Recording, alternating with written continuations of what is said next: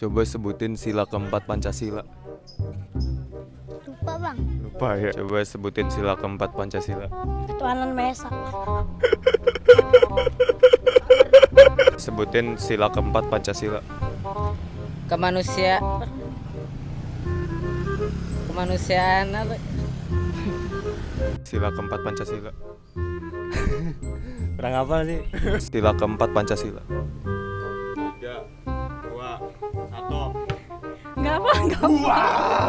Waduh, kabur dia.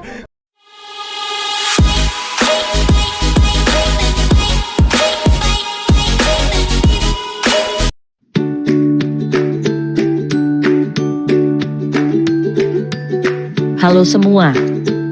Tahu nggak sih pentingnya Pancasila sekarang ini? Tahu nggak sih apa saja ancaman terhadap Pancasila? Gimana sih implementasi supaya Pancasila tetap jadi basis di pendidikan karakter saat ini? Yuk kita bahas bareng. Apa sih pentingnya Pancasila?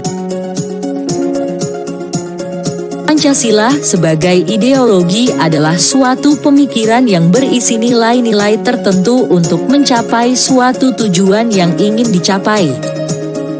Ideologi sendiri memiliki fungsi yang sangat sentral bagi suatu negara, di mana fungsi dari ideologi sendiri adalah sebagai sesuatu yang memperkuat dan memperdalam identitas rakyatnya. Ideologi bisa diartikan juga sebagai tanda pengenal suatu bangsa. Selain jadi identitas bangsa, ideologi juga punya fungsi kognitif dan orientasi dasar loh. Apa sih fungsi kognitif dan orientasi dasar itu? Fungsi kognitif adalah fungsi di mana ideologi dijadikan landasan suatu bangsa dalam memandang dunia. Pemahaman ideologi oleh suatu bangsa dapat mempengaruhi kebijakan-kebijakan yang ada dalam negaranya, baik itu kebijakan politik, sosial, ekonomi, maupun kebudayaan. Fungsi orientasi dasar adalah fungsi di mana ideologi memberikan wawasan dan makna bagi rakyat dan juga memberi tujuan bagi rakyatnya. Dengan ini Pancasila mengarahkan masyarakat dalam menjalankan hidup yang berbangsa dan bernegara.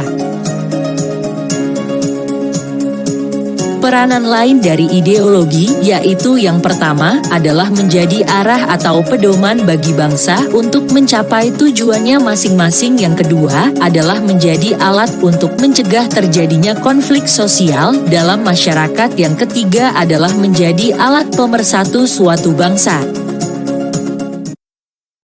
Apa saja sih ancaman atau tantangan terhadap Pancasila? Tantangan pertama adalah pada era globalisasi ini, banyak ideologi alternatif merasuki ke dalam segenap sendi-sendi bangsa melalui media informasi yang dapat dijangkau oleh seluruh anak bangsa, seperti radikalisme, ekstremisme, konsumerisme, dan terorisme. Mau tahu contohnya seperti apa? Yuk simak video setelah ini.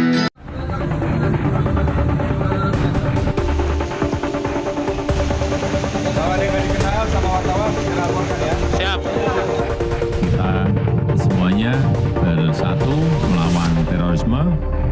Saya juga telah memerintahkan kepada Kapolri, Panglima TNI, dan Kepala BIN untuk meningkatkan kewaspadaan. Saya tegaskan sekali lagi, tidak ada tempat bagi terorisme di tanah air.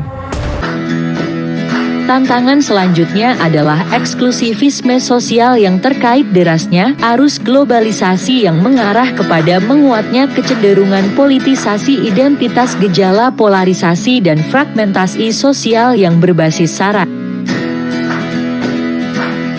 Bonus demografi dengan banyaknya jumlah penduduk juga menjadi tantangan untuk menanamkan nilai-nilai Pancasila kepada seluruh lapisan masyarakat. Masuknya teknologi seperti sosial media juga memengaruhi cara pandang bangsa dengan adanya konten yang mengandung nilai-nilai ideologi transnasional seperti khilafah, komunisme, anarko, dan lainnya. Dengan banyaknya tantangan yang dihadapi oleh Pancasila, bagaimana sih supaya Pancasila tetap eksis di tengah ancaman dan tantangan yang ada?